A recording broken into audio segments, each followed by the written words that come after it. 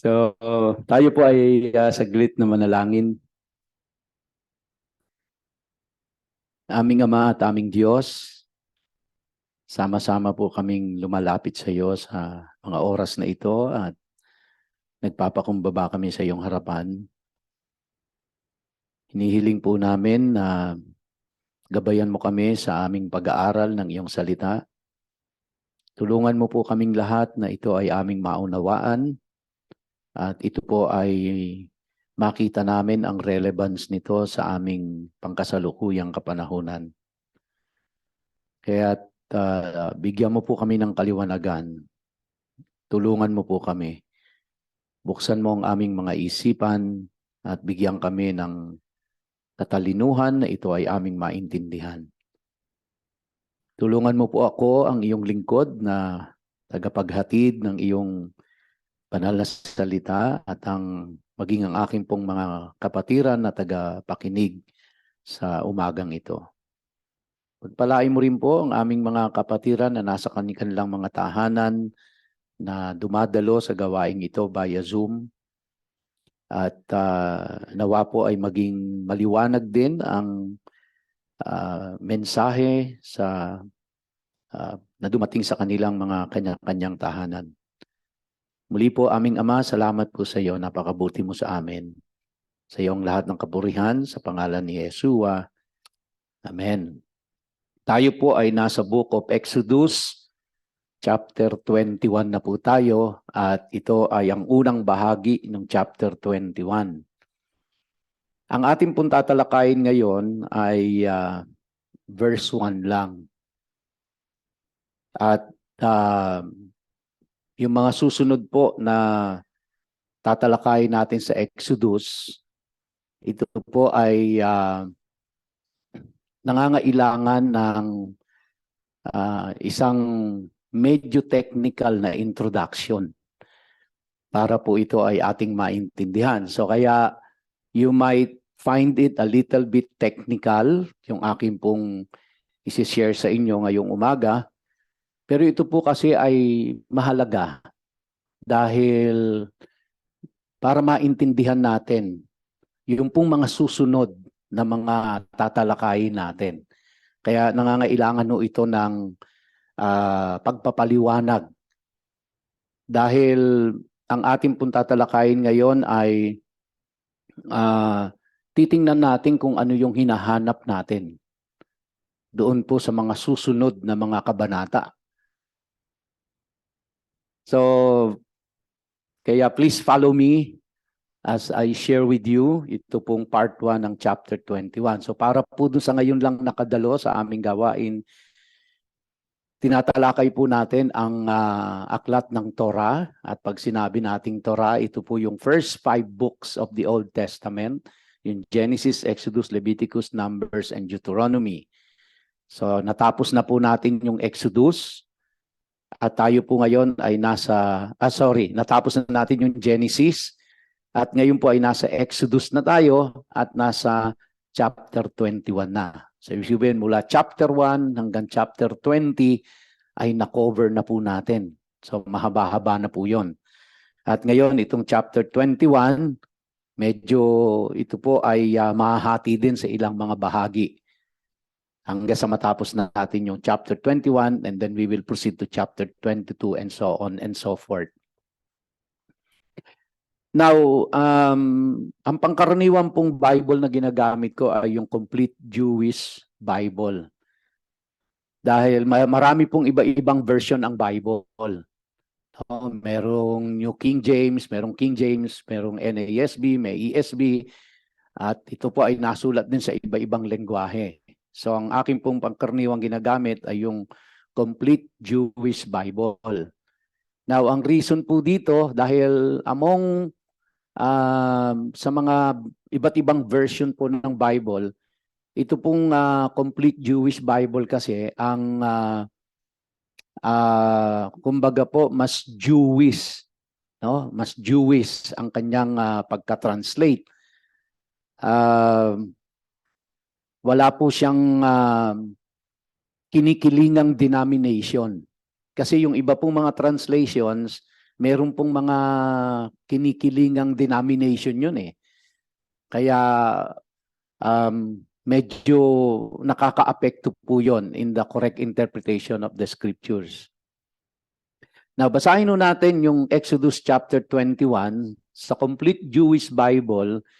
Ang sabi po dyan, these are the rulings you are to present to them. Sa ESV naman po, ang sabi po sa verse 1 ng Exodus chapter 21, now these are the rules that you shall set before them. Sa New King James Version, ang sabi po doon, now these are the judgments which you shall set before them. And then sa NASB, now these are the ordinances which you are to set before them. Now it may sound so simple, yung pong verse 1 ng Exodus chapter 21. Pero kung susuriin nating mabuti ito, hindi po siya ganoon kasimple. Sa katunayan po, dahil ho dito sa mga translations na ito, dahil sa iba-ibang version na ito, ay nagdulot po ito ng iba't ibang pagkaintindi doon po sa mga sumunod na kabanata na. Na bakit ito mahalaga na naiintindihan natin kung ano ang tamang kahulugan? Kasi kapag ka po, kung ano yung naintindihan natin, yun yung ating sinusunod. Yun yung ating ginagawa. Kaya po kung mali ang pagka-interpret at yun ang naintindihan natin, yun po yung susundin natin. Kaya mamamali tayo ng pagsunod na inaakala nating tama. So kaya napakahalaga po na naiintindihan natin kung ano ang tamang kahulugan. Kasi yun yung susundin natin, lalo na itong mga susunod na kabanatang babasahin natin. Ito po ay naglatag na ng panuntunan ang Diyos na dapat sundin ng bayang Israel. Kaya kailangan intindihin natin siya sa kung paano siya naiintindihan ng mga Hudyo at yung mga Hudyo nung unang kapanahunan. Sapagkat ito po ay sa kanila sinabi. Kaya paano ba nila ito naiintindihan? Paano ba nila nauunawaan? Dahil sila po ay nasa Mount Sinai, ibinigay na ng Diyos yung Ten Commandments sa kanila. And then pagkatapos po yung Ten Commandments ay sinundan na ito ng 603 na mga batas ng Diyos na kailangan nilang sundin. At itong mga batas na ito ay kailangan maintindihan natin sa panahon natin ngayon sa kung paano sila naintindihan dun sa panahon nila. Kaya kailangan makita po natin yung mindset ng mga Hudyo in the Old Testament during that time. And from there, doon natin uunawain ngayon kung paano natin ito ilalapat sa atin. Now, meron po iba talaga po yung kaisipan nila. At kailangan yun po yung makita natin kung ano yung kaisipan. Makikita ho natin dito sa mga susunod na tatalakayin natin na ibang-iba ho ang ating kaisipan sa kanilang kaisipan. Now, kapag naiintindihan ho natin yung kanilang kaisipan, doon natin maiintindihan bakit ho ganito na lang ang kanilang pagsunod sa batas na ito. At mas mauunawaan ho natin ang New Testament kapag naiintindihan po natin itong Old Testament. Pero uunawain natin siya sa kung paano sila nauunawaan ng mga tao noon, hindi po sa ating kapanahunan. So medyo medyo matrabaho kasi sasaliksikin mo, uunawain mo kung paano nila naiintindihan . Mababasa niyo po dito, kung kayo po'y nag-advance reading na, kaya nawawalan tayo ng interest na basahin. Lalo na po ito pagdating dito sa mga batas nila. Nawawalan ho tayo ng interest na ito ay basahin at tunawain kasi pagbasa pa lang natin, nakikita na natin na hindi applicable na kaagad sa atin. Na ang tingin natin, ito ay applicable lang sa kanila. We right away jump into the conclusion na pang mga Hudyo ito, hindi ito pang atin. Pero ang katotohanan ho, ito ay pang ating lahat. The fact na ito ay niloob ng Diyos na makarating sa atin at mabasa natin, hindi po ito pang Hudyo lang, ito ay pang atin lahat. So yung mga batas na mababasa natin, hindi po siya makikita natin na hindi na siya applicable sa atin. Kaya ang titingnan ho natin doon kung ano ang nakapaloob na principle doon sa batas na yon. Dahil yung principle na nakapaloob doon, yun po ang hindi nagbabago. So yung batas, specific na batas, seemingly hindi applicable sa atin para sa kanila lang, pero yung principle ng Diyos behind that batas ay applicable siya across the board. Kahit anong lahi ka pa, kahit anong panahon ka pa nabuhay, hindi nagbabago ang principle ng Diyos. So, kaya hindi po irrelevant para sa atin yung mga batas na ibinigay ng Diyos sa mga Israelita. Yun nga lang po, kailangan lang natin siyang unawain sa kung paano nila naiintindihan at makita natin kung ano ang principle na nakapaloob at yung principle na yon ang ilapat natin sa ating pangkasalukuyang panahon para makita natin yung relevance niya. Okay? So, yan po yung iba't ibang translation. Ano po napansin nyo? Sa Complete Jewish Bible, ang starting statement ay, or starting word ay, these are the rulings. Sa ESV, now. No? Yun po yung unang salita. Sa New King James Version, now. Sa NASB, now. These are the ordinances. Sa New King James Version, now these are the judgments. So sa NASB, ordinances. Sa New King James Version, judgment.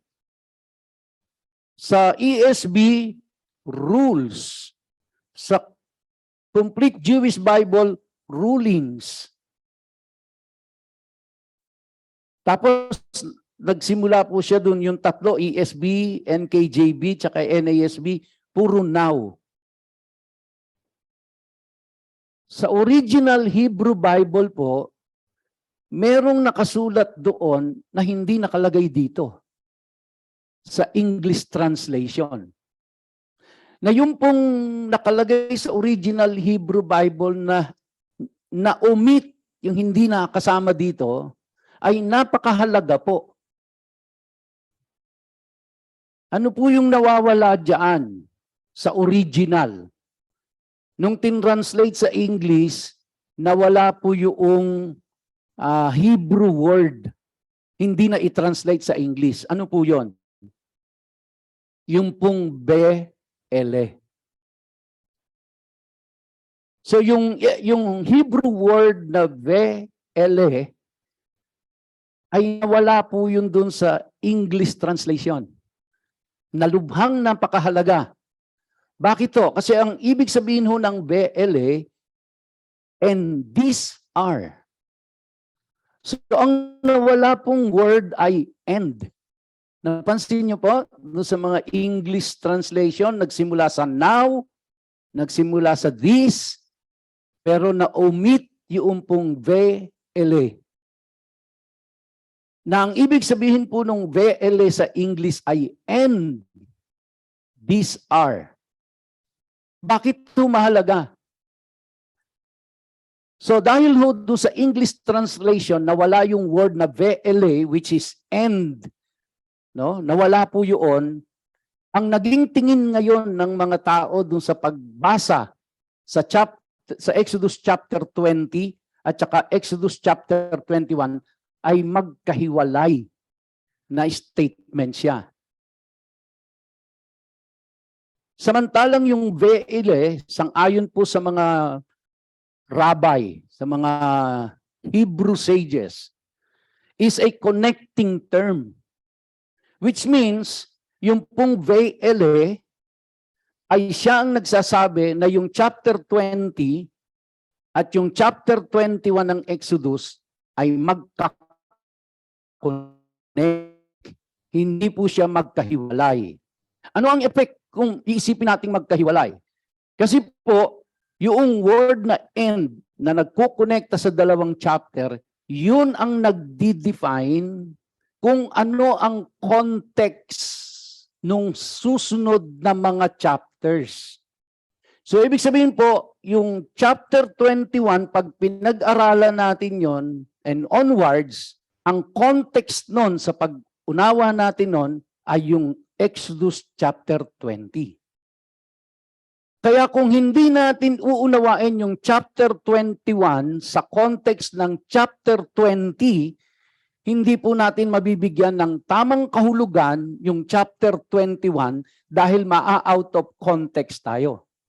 At kapag na-out of context tayo at hindi natin siya naunawaan ng tama, mamamali ang prinsipyong matututunan natin at pag mali yung prinsipyong natutunan natin, mali ang masusunod natin. Nasusundan niyo po ako? Sana nakikita niyo kung gaano kahalaga yung word na ve'ele. Dahil yung pong word na yon ang nag-set ng context nung chapter 21. Na yung context ng chapter 21 ay nandun po sa context ng chapter 20. Now, yung pong 10 Commandments na sinasabi natin, yung pong 10 Commandments na yon, yun ang foundation ng lahat ng 603 commandments na sumunod. Kaya kapag dinisconnect natin yung chapter 20 doon sa chapter 21, para nating dinisconnect ang foundation ng lahat ng batas. Para po bang bahay na inalisan mo ng pundasyon? Di ba? Kapag ang bahay, tinanggal mo ang pundasyon niyan. Yun lahat po na nagiba doon na bahay na building sa Turkey. Lahat po yun ang gumalaw doon, pundasyon. Dahil yumanig ang lupa, gumalaw ang mga pundasyon, kaya gumuho ang building. So kaya kapag hindi natin nakikita na yung chapter 20 na 10 commandments, ang pundasyon ng mga 603 commandments, hindi natin siya maiintindihan. Now, sa 10 commandments, mga kapatid, ang pundasyon nun is yung verse 1 and 2 ng Exodus chapter 20. Kaya kapag sa Exodus chapter 20, binaliwala natin yung verse 1 and 2 ng chapter 20 para din nating tinanggalan ng pundasyon yung 10 Commandments. Na yung 10 Commandments ay pundasyon naman siya nung 603 Commandments. Kaya kapag kahuyo na hindi natin na-connect lahat yun, hanggang sa New Testament, mamamali na tayo ng pag-intindi. So ang Biblia po ay isinulat ng tao under the inspiration of God, pero isinulat siya na parang iisang libro. Hindi po siya hiwa-hiwalay na mga libro. Siya po ay isang buong libro na isinulat ng tao under the inspiration of God.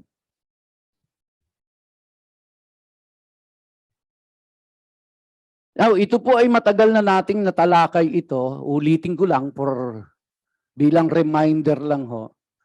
Na ang Bible po ay isinulat ng walang chapter at walang verses.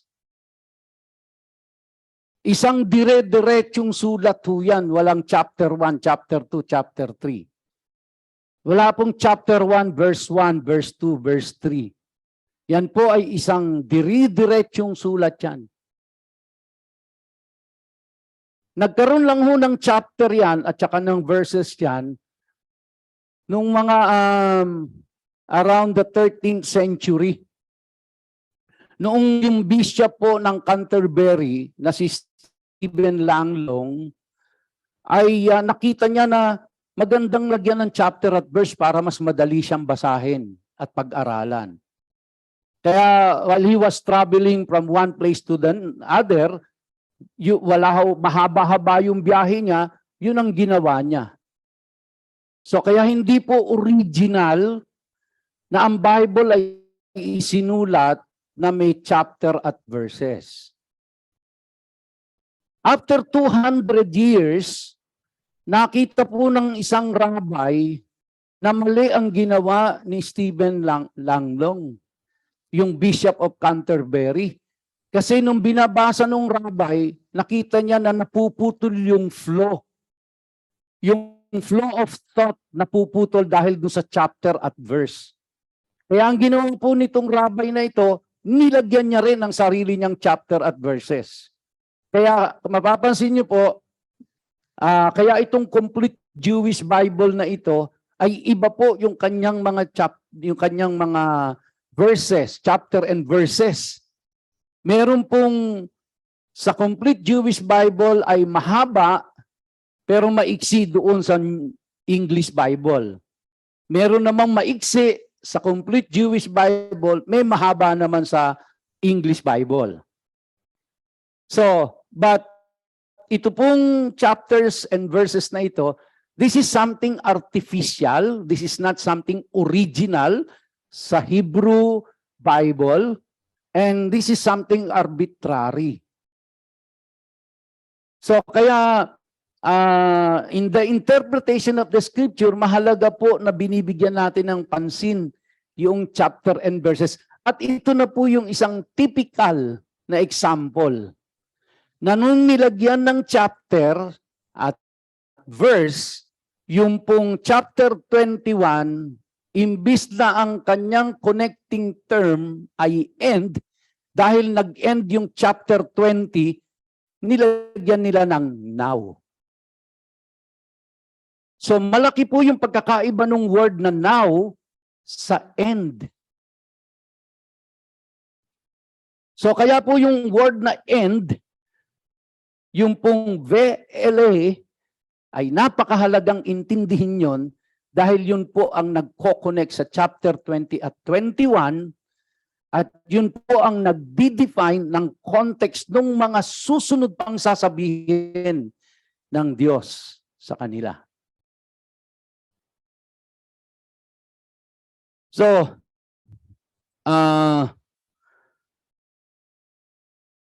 ang Exodus 21, as I was saying, is a continuation of Exodus 20. And because of the chapter marks that were added, it has been a Gentile Christian premise that the Ten Commandments are separate from what comes before or after. Ang laki po nung impact, ano? So the Ten Commandments are the foundational principles and the first 10 laws. I have explained that already.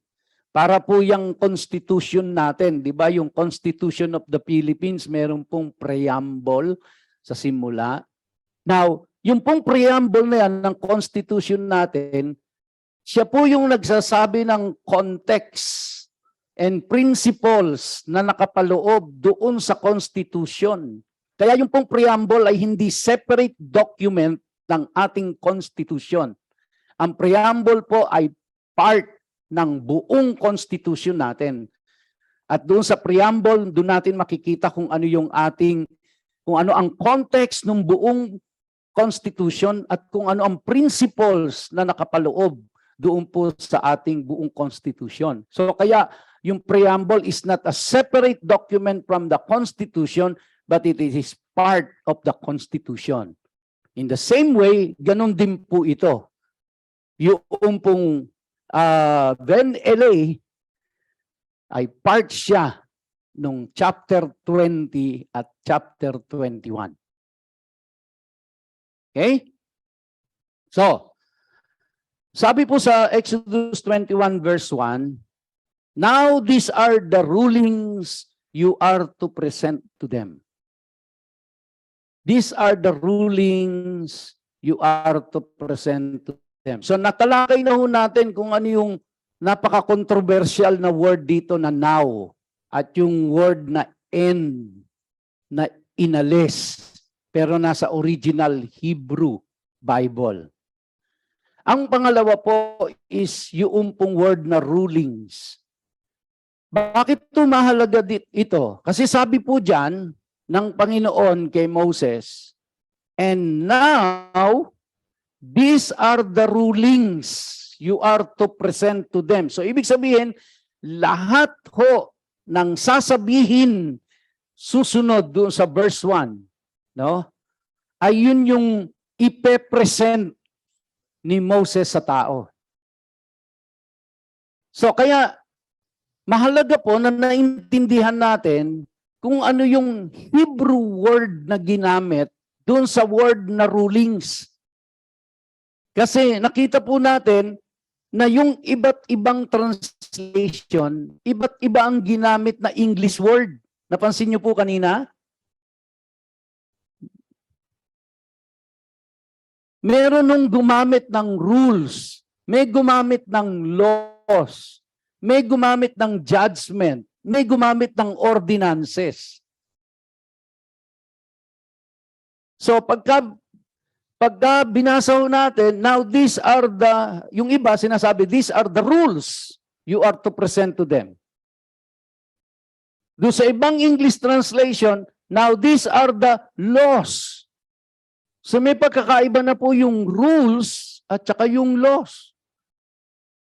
Yung iba naman po ang ginamit, now these are the judgment that you are to present to them. Which is, pag inintindi ho natin sa atin po, sa panahon natin ngayon, iba ang rules, iba ang laws, iba ang judgment. Meron din nung gumamit doon sa NASB, ordinances. Now, these are the ordinances. Ang question po, ano ba ang tama? Rules, laws, judgment, ordinances. So para maging tama, tingnan natin kung ano yung original na word na ginamit. At ang original na word na ginamit po dyan in Hebrew ay mispat. So yung word na mispat, tinranslate nila into English, na ang iba tinranslate siya sa rules, iba laws, iba judgment, iba ordinances. Kaya para maintindihan ho natin yon, pupunta tayo sa kaisipan ng Hudyo. Dahil kailangan maintindihan natin siya sa kung paano naiintindihan ng Hudyo sa Old Testament times yung word na mispat. Kasi yun po yung ginamit na salita. And now these are the mispat you are to present to them. And then tapos, pag binasa ho natin, nandoon na yung mga lahat ng sinabi ng Diyos kay Moses na susundin ng bayang Israel. So kaya mahalaga po na iintindihan natin kung ano ang pagkaintindi ng mga Hudyo in the Old Testament dun sa word na mispat. Pero para maintindihan ho natin kung paano nila naintindihan yung word na mispat, kailangan maintindihan natin kung ano ang kanilang kaisipan. Okay, isa-isahin ho natin mga kapatid. Unang-una, dalawang words in Hebrew ang mapapansin natin na laging magkasama. Kapag ka tinatalakay ang mispat, ay laging nandun ang sedek. Mispat and sedek. Now, yung pong word na mispat, na tinranslate in English as law, hindi po yan talaga nag-i-indicate ng law.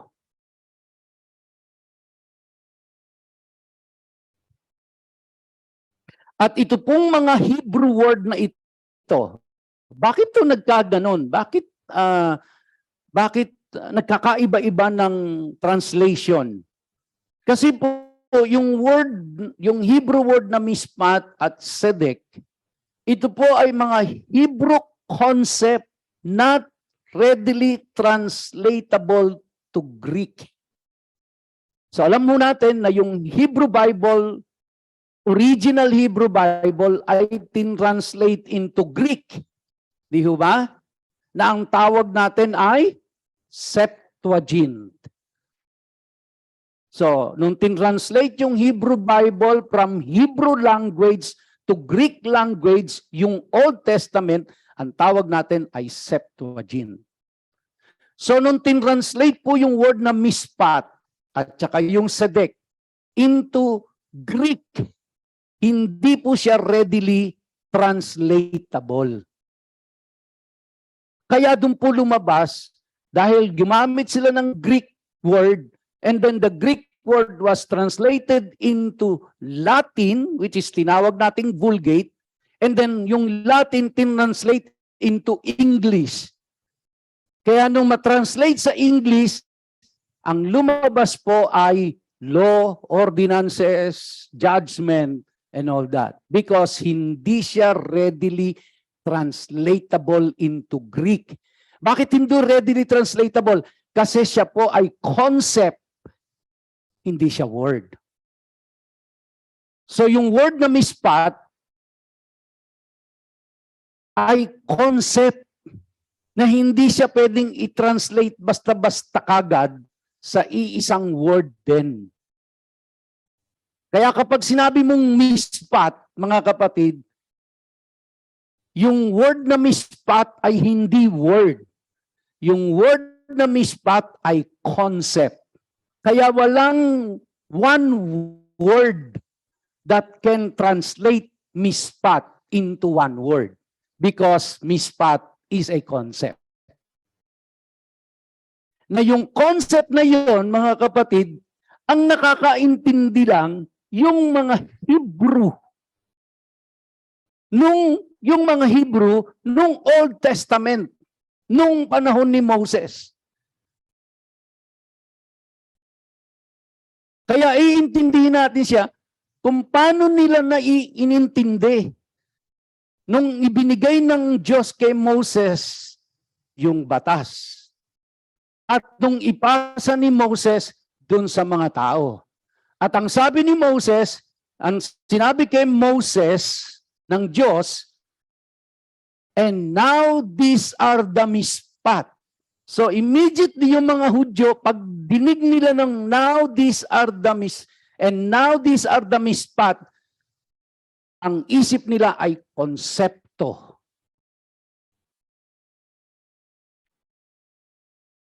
Okay? Now, ito pong word na mispat at sedek na ito ay nakapaloob dito ang mga powerful divine concept. Kung mauunawaan lang natin yung concept na yon sa kaisipan nila, sa pangunawa nila, makikita ho natin na napaka-powerful nitong word na mispat at ng sedek. Napaka-powerful yung nakapaloob na divine concept doon po sa word na mispat at word na sedek. Huwag ko kayo malilito, ha? So, ang mispat na word ay hindi talaga siya word. Siya ay concept. Ang word na sedek ay hindi talaga siya word. Siya po ay word na concept. So konsepto siya. Kaya wala siyang isang specific word lang talaga. Dahil concept na ho siya. At ang mga Hudyo, sila po ay bihasa sa mga picture word.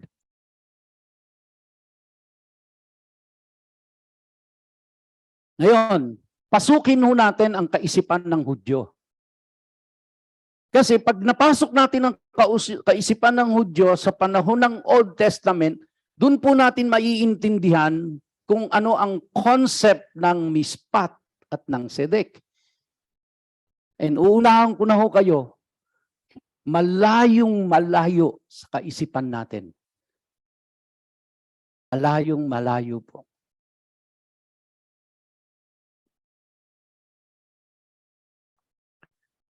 I don't know kung narinig nyo na po itong kasabihan na ito ng mga Christian. Na ang mga Christian daw po, we are so heavenly minded that we are no earthly good. So bago po natin puntahan yung mispat and sedek, tingnan muna natin kung ano ang kaisipan ng mga Hudyo versus sa kaisipan ng mga Christian. Ano ang kaisipan natin sa kaisipan nila? Madalas so, ini-interpret natin ang Biblia, lalo na ang Old Testament, sa kaisipan natin, hindi sa kaisipan nila. Na ang tamang gawin ay dapat unawain natin ang salita ng Diyos sa kaisipan nila, hindi sa kaisipan natin. Let's differentiate kung ano ang kaisipan ng mga Hudyo sa kaisipan natin. Sa ating pong mga Christian, pangkaraniwan po, ang ating pong oras na pamamalagi dito sa mundong ito ay parang waiting period natin. At ang ating goal is eternity. Di ba? Parang, kaya madalas sinasabi natin na tayo ay mga naglalakbay lang sa mundong ito. We are just passing through. Why? Why are we talking about that? Kasi ang iniisip natin, dumadaan lang kami rito. Kasi ang final destination namin is heaven. Ang final destination namin ay langit. Ang final destination namin is makakasama namin ang Diyos ng panghabang panahon for eternity. Kaya ang ating goal is eternity. Our time on earth is just a waiting period. That's our mind. Yang ating thinking. Tingnan natin ang kaisipan ng Hudyo.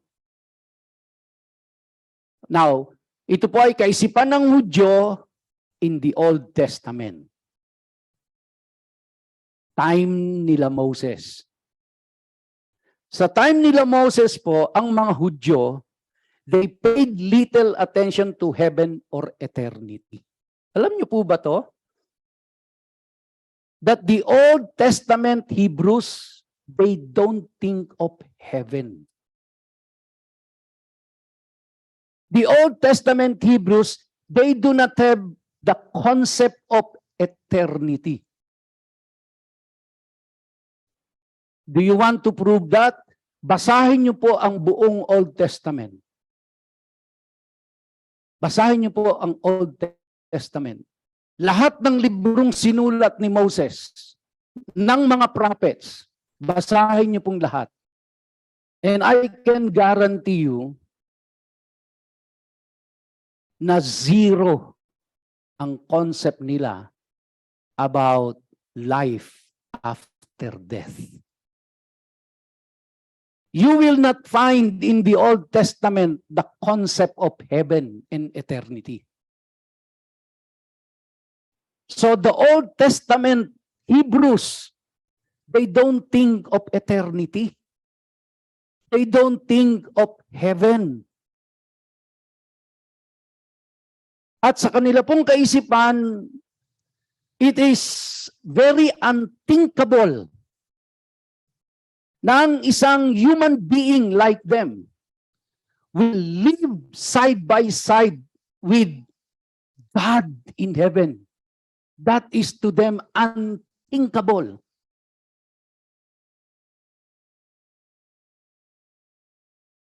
Nakita nyo na kagad, no? Iba ang kaisipan natin. Ang kaisipan nating mga Gentile Christian, we look forward to eternity. Kaya excited tayong mamatay.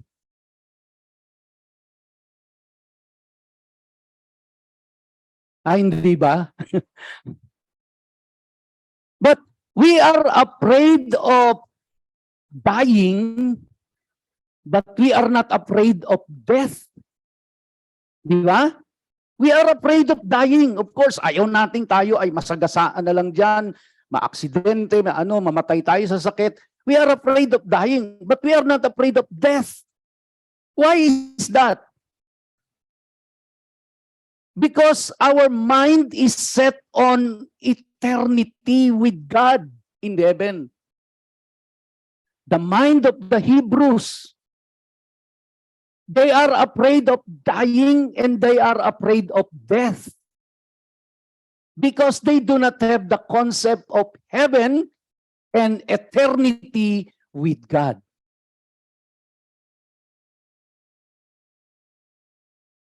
Now, sa ano nakapokus ang nila? Ang attention ng mga Old Testament Hebrews. Dito lang nakafocus ang isip nila sa earth. Wala silang focus sa heaven. Wala silang focus sa eternity. Okay? So the Old Testament says little about death and afterlife. You read the entire Old Testament, mga kapatid. You will find little about death and afterlife, yung life after death. Para po sa mga Hudyo, they viewed death as a natural end to life.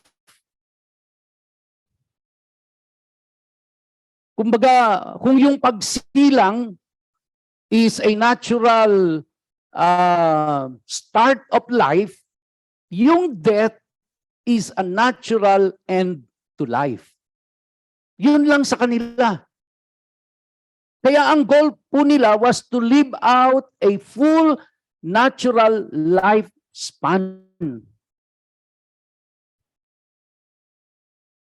Ang goal nila ay mabuhay lang sila dito ng natural sa lifespan nila. At ang kinatatakutan ho ng mga Hudyo, kaya sila takot mamatay, kasi pag namatay ho sila prematurely, ang tingin ho nila doon, sila ay maka-cut off. Mapuputol sila. No? Dahil ang tingin nila, kapag ikaw ay namatay nang wala sa tamang panahon, kumbaga bata ka pang namatay, nadisgrasya ka, namatay sa gera, namatay sa sakit, ang tingin po nila doon, mga kapatid, yun ang destiny ng mga wicked. Kasi makasalanan ka. Kasi hindi ka sumunod sa batas ng Diyos. Kaya dahil hindi ka sumusunod sa batas ng Diyos, maaga kang mamamatay. At yung pagkamatay mo, ang tingin po nila doon, ikaw ay kinut off. Kinut off saan? Kinut off ka from the Hebrew people. Dahil ang tingin ng mga Hudyo, sila po ay by grace pinili ng Diyos para maging bayan niya. Kaya para sa kanila, ang blessing nila ay yung mapasama ka doon sa piniling tao ng Diyos. Hindi po yung heaven. Hindi po yung eternity. Kaya, ang tingin ng mga Hudyo, bilang bayang pinili, pinili sila by grace. It is by grace that they were chosen by God to be His people. At para sila po ay manatili to live long in life, they have to follow the 613 commandments. Kaya hindi po totoo, mga kapatid, na ang tingin ng mga Hudyo, kailangan masunod nila yung 613 commandments na yon for them to be saved. That's wrong. Wala ho silang concept na ganyan. Ang concept po ng mga Hudyo is, by grace pinili kami among the many nations of the world. It is by grace. Kaya sinasabi po nila, hindi kami favorite ng Diyos. Kami ay chosen by God, but not favorite. And that is by grace, and grace alone. And because of that, they have to obey the 613 commandments so that they will not be cut off from the chosen people. Because ang tingin nila, once they are cut off because of their disobedience, that is God's punishment for the wicked. Kaya yung nakita niyo po yung batas doon sa honor your father and mother so that you will live long in the land. Because ang concept po nila, if I obey that commandment, I will live long. Pero hindi ho nagsasabi yun ng eternity. Hindi ho nagsasabi yun ng heaven. So kaya po ang isip nitong mga Hudyo, if I honor my father and my mother, it doesn't necessarily mean I will end up in heaven. It doesn't necessarily mean I will live for eternity with God. But if I honor my father and my mother, I will live long in the land. Tatanda ako dito. Kasi yun ang reward ko sa Diyos. So para sa mga Hudyo po, hindi heaven and eternity ang reward nila. Para sa mga Hudyo, ang reward nila is to live long in the land. Dahil ang utak ho nila, para sa kanila, ito na yung buhay na ibinigay ng Diyos sa akin. Kaya kita nyo po, anong effect nito ngayon sa kanila? Ang effect ko nito sa kanila, mga kapatid, from the time na maging tao sila, gusto nila, buong buhay nila, maglilingkod sila sa Diyos. Dahil ang utak ng mga Hudyo, ito lang ang pagkakataon ko na mapaglingkuran ko ang Diyos. Tayo, ano ang utak natin? Okay lang, mag-relax-relax ako. May heaven naman eh. You see the difference? Kaya marami pong Kristiyano, relax. Why? Hindi natin kasi nakikita ang nakikita ng mga Hudyo. Yung buhay na ibinigay ng Diyos sa kanila dito sa lupa, that's God's reward to them already. Kaya pagbubutihin nila ang buhay nila rito. Kaya hindi po nila sinusunod yung batas na yon para sila ay mapunta sa langit. Hindi po nila sinusunod yung batas na yon para sila ay mag-spend ng eternity with God forever. Sinusunod po nila yung batas na yon dahil una, they were chosen by God, by grace alone. And because of that, ito lang yung time na pwede akong maglingkod sa Kanya. Kaya buong buhay ko, maglilingkod ako sa Diyos. Susundin ko kung ano ang gusto niya. Dahil ito na yung reward na ibinigay ng Diyos sa akin na binigyan niya ako ng buhay sa mundong ito.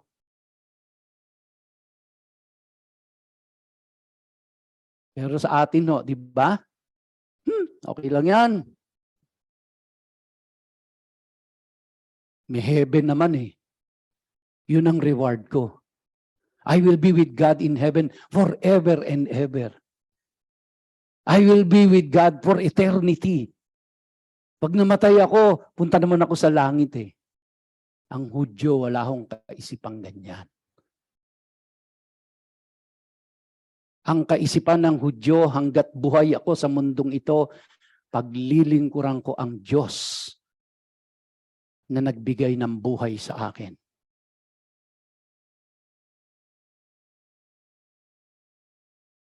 Kaya para sa mga Hudyo, mga kapatid, because of that, sa mga Hudyo, laging ang priority nila is obedience to God.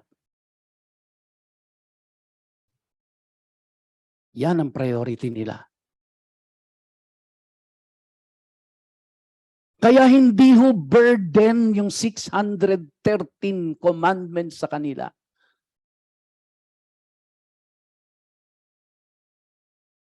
Dahil na nagbigay ng gabay sa kanila kung paano nila susundin ang Diyos. Dahil yun ang gusto nila. Ang gusto nila ay masunod ang Diyos. Pero paano namin siya susundin kung hindi namin alam kung anong gusto niya? Kaya ang Diyos ibinigay, ito ang gusto ko. Kaya nung malaman ng mga Hudyo, yan ang gusto mo, yan ang susundin namin. Dahil ito lang ang pagkakataon ko sa buong buhay ko na makapaglilingkod sa iyo. Dahil pag namatay ako, wala na akong pagkakataon. Tayo hindi ho, di ba? Pag namatay ako, wow, heaven. Kaya hindi nyo napapansin, kapag kami namatay sa atin, huwag ka mag-alala, nasa langit na siya. Huwag ka mag-alala, nasa maganda na ang kalagayan niya, wala na siyang sakit, wala na siyang cancer, hindi na siya iiyak doon. Sabihin mo sa mga Hudyo yan, baliw. Isa kang baliw. Kaya tayo relax eh. Kaya tayo relax sa paglilingkod natin. Bakit? Ang isip po natin, maglingkod o kung hindi, langit ako. Ang Hudyo, kaya maglingkod ako kasi wala akong ibang pagkakataong ibinigay ang Diyos sa akin kundi itong buhay ko sa mundong ito, ang paglilingkod sa Kanya. Kaya maglilingkod ako sa Diyos. Maganda bang ilagay natin ang utak ng Hudyo sa atin? Sa mga Hudyo po, pag namatay ka, ang pupuntahan mo lang libingan, period. Kaya yung pong tinatawag na sa Hebrew ay Sheol. Hebrew word Sheol. Wala pong ibang ibig sabihin nung kundi libingan. Now, when it was translated into Greek, nilagay natin sa New Testament, ang tawag natin Hades. Ngayon, dahil wala ho silang konsepto nga eh, kung ano ang langit, ang eternity. Sa paglipas ng panahon, sa pagsaling ng mga translation ng Bible, yung pong Sheol at yung pong Hades ay tinawag nating hell. Sabihin mo sa mga Hudyo yan ngayon, baliw. Hindi hell ang Sheol sa kanila. Ang Sheol ay libingan lang. So ang concept ng mga Hudyo, pag namatay ka, whether mayaman, mahirap, lalaki, babae, whether sumusunod ka sa Torah or hindi, you end up in Sheol. Wala sa kanila you end up in hell or you end up in heaven.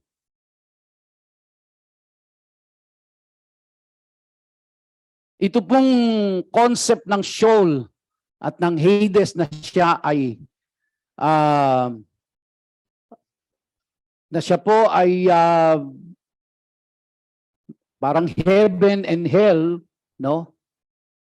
Yan po ay nagsimula lang nung panahon nang sila po ay bumalik galing sa captivity ng Babylon. So alam na natin yung kwento doon, di ba? Nahati ang kaharian. Tapos yung pong Judah, which is the southern kingdom, kinubkob ito ng Babylon. Di ba? Under Nebuchadnezzar. And then pagkatapos, so, nung nagbalikan sila, ito na po, may concept na sila ng life after death. But the original Old Testament Hebrews, they do not have the concept of heaven and eternity. They do not have the concept that they will live for eternity in heaven with God. That's unthinkable for them. Kaya anong gagawin nila? Yung buong buhay nila, yung buong panahon na ibibigay ng Diyos sa kanila sa lupang ito, ipaglilingkod nila sa Diyos.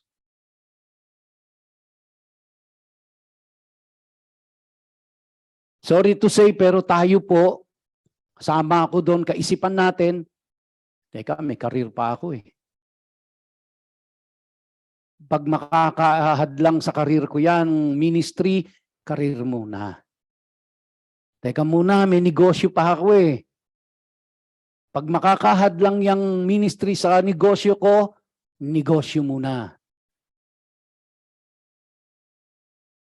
No wonder ho, mga kapatid, dahil hindi natin naiintindihan ito.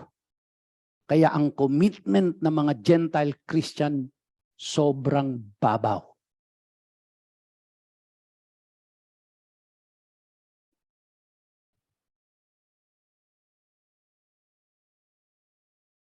Pero ang mga Hudyo hindi. Ito lang ang ibinigay na buhay ng Diyos sa akin. At kung ako ay patatagalin niya ng 80 years old na mabuhay, 80 years ko siyang paglilingkuran. Dahil pagkatapos nito, wala na akong time para maglingkod sa Kanya.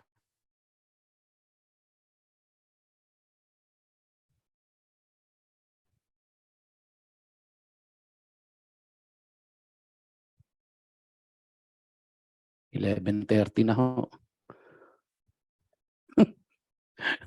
Wala pa ako sa 1/4. Now, ito po ang utak ng mga Hudyo.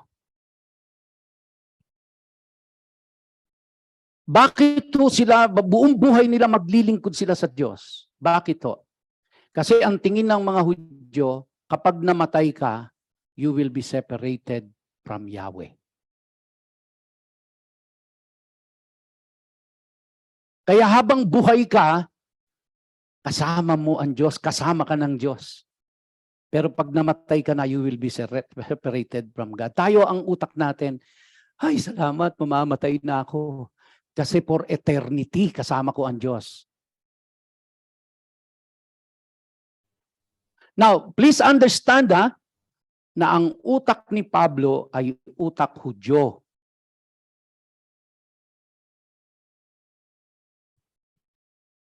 Ang utak ni Kristo ay utak Hudyo.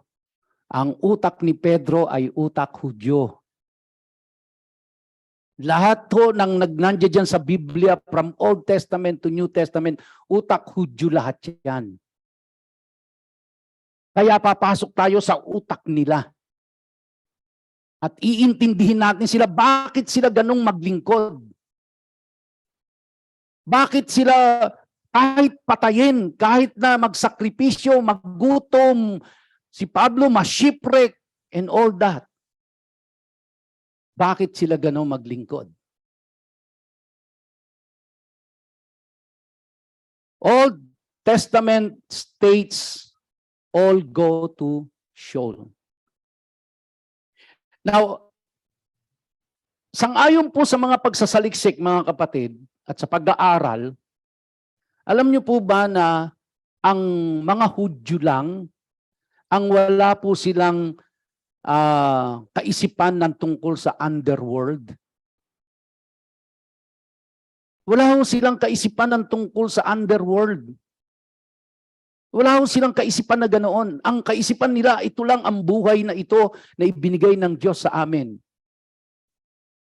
Pero yung ibang mga bansa po, may kanya-kanya mga kulto na meron kung ano-anong espiritu sa himpapawid at sa ilalim ng lupa at kung ano-ano. Ang mga Hudyo po, walang konseptong ganyan. Why? Because ang Hudyo po, they are focused on serving God while they are still alive. Bakit to ganon? Because this is the only opportunity for them to serve the living God. Now, come to think of it, mga kapatid. Iniisip lang ho natin na pag namatay tayo, maglilingkod tayo sa Diyos sa kabilang buhay. Sino pong nakakaalam nun? Hindi ho ba na ang tanging opportunity lang natin talaga na maglingkod sa Diyos ay dito habang buhay tayo?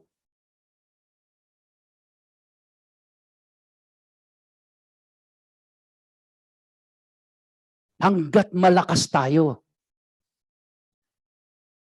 Kailan ka mag-i-start? Kailan tayo mag-i-start? Yung malabo na mata mo, mahina na tuhod mo, hindi ka na makalakad halos, bedridden ka na, doon ka pa lang ba magdi-decide na maglilingkod ako sa Diyos? Kaya po ang mga Hudyo, from the time na isilang yung bata sa kanila, ito na po ang itinuturo sa kanila. By the age of 5, dapat memorize na nila ang Torah. By the age of 12, dapat memorize na nila ang buong Old Testament.